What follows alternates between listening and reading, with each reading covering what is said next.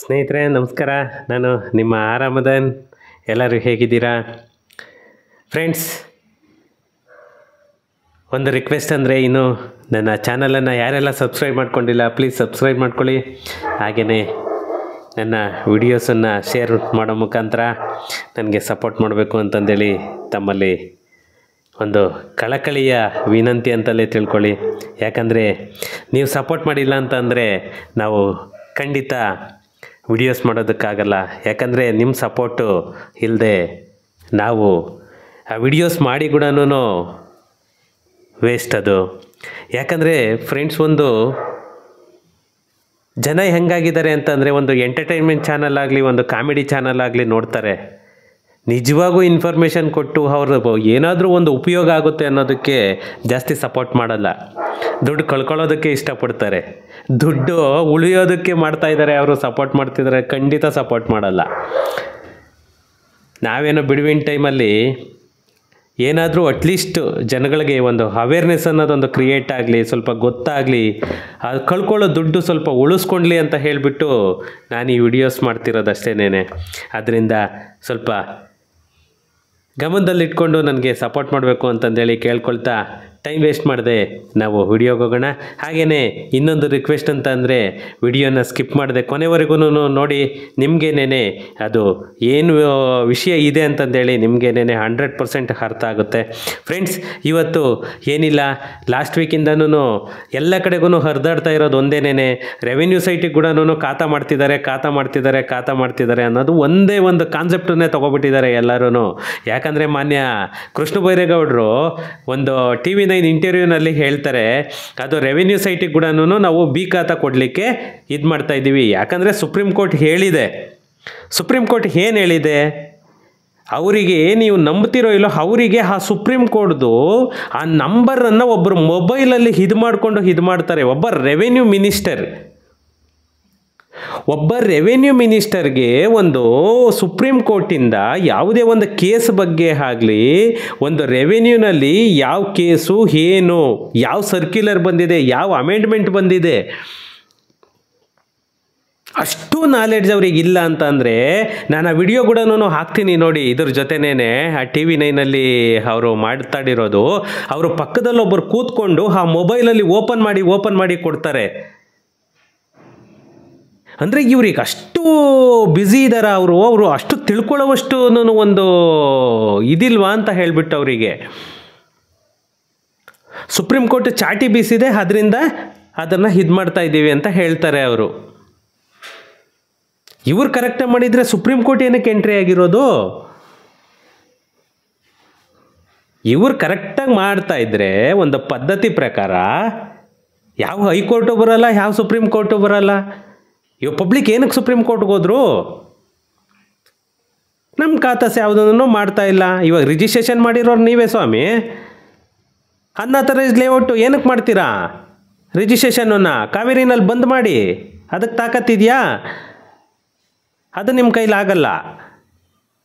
ಇವತ್ತು ಅಕ್ಟೋಬರ್ 1ನೇ ತಾರೀಕು ಸ್ಟಾಪ್ ಆಯಿತು ರಿಜಿಸ್ಟ್ರೇಷನ್ನು. ಅಕ್ಟೋಬರ್ 1ನೇ ತಾರೀಕಿಂದ ಎಷ್ಟು ರಿಜಿಸ್ಟ್ರೇಷನ್ ಆಗಿದೆ ಸ್ವಾಮಿ ಬೇರೆ ಬೇರೆ ಸಬ್ ರಿಜಿಸ್ಟ್ರಲ್ಲಿ? ಅದು ನಿಮಗೆ ನಾಲೆಡ್ಜ್ ಇಲ್ವಾ? ನಿಮ್ಮ ಗಮನಕ್ಕೆ ಬರದೇನೆ ರಿಜಿಸ್ಟ್ರೇಷನ್ ಮಾಡ್ತಿದ್ದಾರೆ ಸಬ್ ರಿಜಿಸ್ಟರ್ಡ್ಸು.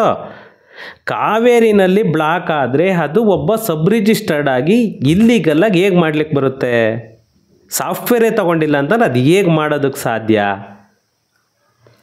ಪಾಸಿಬಿಲಿಟಿ ಇದೆಯಾ? ವಿತೌಟ್ ಅಥೆಂಟಿಕೇಟ್ ಕೋಡ್, ಪಾಸ್ವರ್ಡ್ ಇಲ್ಲದೆ ಸಾಫ್ಟ್ವೇರ್ ಓಪನ್ ಮಾಡೋಕ್ಕಾಗುತ್ತೋ ಒಬ್ಬ ಸಬ್ ರಿಜಿಸ್ಟರ್ಡ್ಸು? ಕಾವೇರಿ 2 ತಗೊಬಂದ್ರಿ, ಇವಾಗ ನೀವು ಇಂಪ್ಲಿಮೆಂಟ್ ಮಾಡಿ ಅದನ್ನು ಇದಾಗಿರೋರು. ಆದರೆ ಇವಾಗ ಅನೌನ್ಸ್ ಮಾಡಿರೋರು ನೀವೇ, ರೆವೆನ್ಯೂ ಸೈಟ್ ರಿಜಿಸ್ಟರ್ ಮಾಡಬಾರ್ದು ಈ ಖಾತಾ ಇಲ್ಲದೆ ಅಂತ ಹೇಳ್ಬಿಟ್ಟು. ಇವಾಗ ಸುಪ್ರೀಂ ಕೋರ್ಟ್ ಹೇಳಿರೋದೇನು? ಹಳೇವು ಯಾವ್ಯಾವಿದೆ ಓಲ್ಡ್ ಸೈಟ್ಸ್ಗೆಲ್ಲನೂ ರಿಜಿಸ್ಟ್ರೇಷನ್ ಆಗಿ ಸೈಟ್ ಆಗಲಿ ಮನೆ ಆಗಲಿ ಅವೆಲ್ಲನೂ ಅವಕ್ಕೆ ಅಟ್ಲೀಸ್ಟ್ ಬಿ ಖಾತಾನಾದ್ರೂ ಇದು ಮಾಡಿ ಅಂತ ಹೇಳಿಬಿಟ್ಟು ಸುಪ್ರೀಂ ಕೋರ್ಟ್ ಚಾಟಿ ಬೀಸಿದೆ. ಅದನ್ನು ಇದು ಮಾಡೋಕ್ಕಾಗಲ್ಲ. ಚಾಟಿ ಏನಕ್ಕೆ ಬೀಸಿಸ್ಕೊಳ್ತೀರಾ? ನೀವು ಕರೆಕ್ಟಾಗಿ ಗಮನ ಹರಿಸಿ ಮಾಡಿದ್ರೆ ಪ್ರತಿಯೊಂದು ಸರ್ಕಾರ ಬಂದಾಗೂ ಇದೇ ಆಗುತ್ತೆ. ಕೋರ್ಟ್ ಮೆಟ್ಲತ್ತವರೆಗೂ ಏನಕ್ಕೆ ಯಾಕೆ ಮಾಡ್ಕೊಳ್ತೀರ? ಕೋರ್ಟ್ ಮೆಟ್ಲತ್ತೋ ಥರ ನೀವೇನೇನೆ ಕರೆಕ್ಟಾಗಿ ಇದು ಮಾಡಿ ಸ್ನೇಹಿತರೆ. ಇದನ್ನೆಲ್ಲನೂ ನೀವು ಅಷ್ಟು ಇದ್ರೊಳಗೆ ತೊಗೋಬೇಡಿ. ಯಾಕಂತಂದರೆ ಒಂದು ರೆವೆನ್ಯೂ ಸೈಟ್ಗಳಿಗೆ ಖಂಡಿತನೂ ಇವರು ಯಾವಾಗ ಮಾಡ್ತಾರೆ ಏನು ಮಾಡ್ತಾರೆ ಅದು ಒಂದು ದಿನಾಂಕನ ನಿಗದಿಪಡಿಸಿಲ್ಲ. ಯಾಕಂತಂದರೆ ಅದಕ್ಕೂ ಕೂಡ ಬಿ ಖಾತಾ ಕೊಡಲೇಬೇಕು ಅಂತ ಹೇಳ್ಬಿಟ್ಟು ಸುಪ್ರೀಂ ಕೋರ್ಟ್ ಒಂದು ಅಮೆಂಡ್ಮೆಂಟ್ ಅನ್ನೋದೊಂದು ಮಾಡಿ ಎಲ್ಲನೂ ಇದು ಮಾಡಿದೆ. ಅದನ್ನು ಇವರು ಇನ್ನೂ ಅಫಿಷಿಯಲ್ ಆಗಿ ಅನೌನ್ಸ್ ಮಾಡಿಲ್ಲ. ಯಾರು ಕೂಡ ಸುಮ್ಮನೆ ಪಂಚಾಯತಿ ಹತ್ರ ಹೋಗಿ ಅಲ್ಲೋಗಿ ಸುಮ್ಮನೆ ಅವರಿಗೆ ತೊಂದರೆ ಕೊಟ್ಟು ಇದು ಮಾಡಬೇಡಿ. ಯಾಕಂತಂದರೆ ಎಲ್ಲರೂ ಒಂದು ರೆವೆನ್ಯೂ ಸೈಟುಗಳು ಯಾರ್ಯಾರು ತೊಗೊಂಡಿದ್ದೀರಾ ನಿಮ್ಮಲ್ಲೆಲ್ಲ ಒಂದು ರಿಕ್ವೆಸ್ಟು ಅಂತಂದರೆ ಎಲ್ಲನೂ ಒಂದು EC ಆಗಲಿ ಸೇಲ್ ಡೀಡ್ ಆಗಲಿ ಪ್ರತಿಯೊಂದು ಡಾಕ್ಯುಮೆಂಟ್ಸನ್ನು ರೆಡಿ ಮಾಡಿ ಇಟ್ಕೊಳ್ಳಿ. ಯಾಕಂದರೆ ಕರ್ನಾಟಕ ಗೌರ್ನಮೆಂಟು ಯಾವಾಗ ಅದನ್ನು ಅನೌನ್ಸ್ ಮಾಡ್ತಾರೆ ಅನ್ನೋದು ಇನ್ನೊಂದು ಡೇಟ್ ನಿಗದಿಪಡಿಸಿಲ್ಲ. ಆ ಡೇಟ್ ನಿಗದಿಪಡಿಸಿದ ತಕ್ಷಣವೇ ನೀವು ಒಂದು ಪ್ರತಿಯೊಂದು ರೆವೆನ್ಯೂ ಸೈಟಿಗೂ ಪಂಚಾಯತ್ ಗ್ರಾಮ ಠಾಣ ಆಗ್ಬೋದು ಅಥವಾ ರೆವೆನ್ಯೂ ಸೈಟ್ ಆಗ್ಬೋದು, ನೀವು ಇಮ್ಮಿಡಿಯೇಟು ಖಾತನ್ನು ಮಾಡಿಕೊಂಡು ನಿಮ್ಮ ಅಥೆಂಟಿಕೇಟ್ ಇದು ಮಾಡ್ಕೊಳ್ಬೋದು. ಯಾಕಂತಂದರೆ ಒಂದು ನಿಮ್ಮ ಖಾತಾನೇ ಇಲ್ಲ ಅಂತಂದರೆ ನೀವು ಎವ್ರಿ ಇಯರ್ ಟ್ಯಾಕ್ಸ್ ಕಟ್ಟೋಕ್ಕಾಗಲ್ಲ. ಆ ಟ್ಯಾಕ್ಸ್ ಇದಾಗಿರೋದ್ರಿಂದಲೇ ಇಷ್ಟೆಲ್ಲನೂ ಸರ್ಕಸ್ ಮಾಡೋ ಥರ ಆಗಿರೋದು. ಅದರಿಂದ ಇನ್ನು ಅಷ್ಟು ಪ್ರಾಪರ್ಟಿ ಕೂಡ ಖಾತಾ ಮಾಡಿಬಿಟ್ರೆ ಎವ್ರಿ ಇಯರ್ ಟ್ಯಾಕ್ಸ್ ಅನ್ನೋದೊಂದು ಬಂದೇ ಬರುತ್ತೆ. ಇದನ್ನು 100% ಸರ್ಕಾರ ಇಂಪ್ಲಿಮೆಂಟ್ ಮಾಡ್ತಾ ಇದೆ. ಸ್ವಲ್ಪ ತಾಳ್ಮೆಯಿಂದ ವೆಯ್ಟ್ ಮಾಡಿ. ಯಾವಾಗ ಅಫಿಷಿಯಲಾಗಿ ಅನೌನ್ಸ್ ಮಾಡ್ತಾರೆ ಅಂತಂದೇಳಿ ಹೇಳ್ತೇನೆ.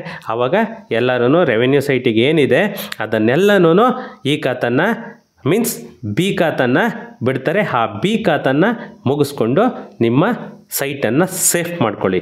ಯಾಕಂತಂದರೆ ಒಂದು ಖಾತೆನೇ ಇಲ್ಲ ಅಂತಂದರೆ ಟ್ಯಾಕ್ಸ್ ತೊಗೊಳ್ಳಲ್ಲ. ಟ್ಯಾಕ್ಸ್ ತೊಗೊಂಡಿಲ್ಲ ಅಂತಂದರೆ ನಿಮ್ಗೆ ಅಥೆಂಟಿಕೇಟ್ ಆಗಲ್ಲ. ಇವಾಗ ಫಾರ್ ಎಕ್ಸಾಂಪಲ್ಲು ನಿಮ್ಗೆ ಅಥೆಂಟಿಕೇಟ್ ಆಗಿಲ್ಲ ಅಂತಂದರೆ ಏನು ಪ್ರಾಬ್ಲಮ್ ಆಗುತ್ತೆ ಅನ್ನೋದೊಂದು ಹೇಳ್ತೀನಿ ನೋಡಿ. ಇವಾಗ ನಮ್ಮ BBMP ಲಿಮಿಟಲ್ಲಿ ಯಾರ್ಯಾರು ಟ್ಯಾಕ್ಸ್ ಕಟ್ಟಿಲ್ಲ, ಯಾರ್ಯಾರು ಖಾತಾಗಿ ಇದು ಮಾಡ್ಕೊಂಡಿಲ್ಲ ಕರೆಕ್ಟಾಗಿ, ಅವರನ್ನೆಲ್ಲನೂ ಶೋಕಾಸ್ ನೋಟಿಸನ್ನು ಇಶ್ಯೂ ಮಾಡಿದ್ದಾರೆ ಗೌರ್ನಮೆಂಟು ಸುಮಾರು ಪ್ರಾಪರ್ಟಿಗಳಿಗೆ. ಆ ಸುಮಾರು ಪ್ರಾಪರ್ಟಿಗೆ ಶೋಕಾಸ್ ನೋಟಿಸ್ ಇಶ್ಯೂ ಮಾಡಿ ಈ ಕಡೆಗೆ ಹರಾಜು ಇಡ್ಲಿಕ್ಕೆ ಕೂಡ ರೆಡಿ ಆಗ್ತಿದ್ದಾರೆ. ಆ ಥರ ನಿಮ್ಮ ಪ್ರಾಪರ್ಟಿದು ಕೂಡ ಮಾಡ್ಕೊಳ್ಳಿಕ್ಕೆ ಹೋಗ್ಬೇಡಿ.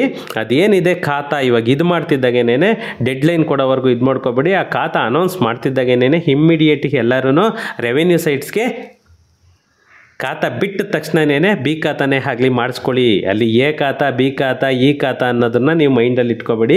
ಖಾತಾ ಬಿಟ್ಟ ತಕ್ಷಣವೇ, ಯಾಕಂತಂದರೆ ಜಾಸ್ತಿ ದಿನನೂ ಇಲ್ಲ, ಫ್ಯೂ ಡೇಸಲ್ಲೇ ಖಾತಾ ಬಿಡ್ತಾ ಇದ್ದಾರೆ. ಆ ಬಿಟ್ಟ ತಕ್ಷಣವೇ ರೆವೆನ್ಯೂ ಸೈಟ್ಸ್ ಇರೋರೆಲ್ಲರೂ ಗ್ರಾಮ ಠಾಣಾ ಸೈಟ್ಸ್ ಆಗಲಿ ರೆವೆನ್ಯೂ ಸೈಟ್ಸ್ ಆಗಲಿ ಇರೋ ಅಂಥವರು ಖಾತನ್ನು ಇಮ್ಮಿಡಿಯೇಟ್ ಮಾಡಿಸ್ಕೊಳ್ಳಿ.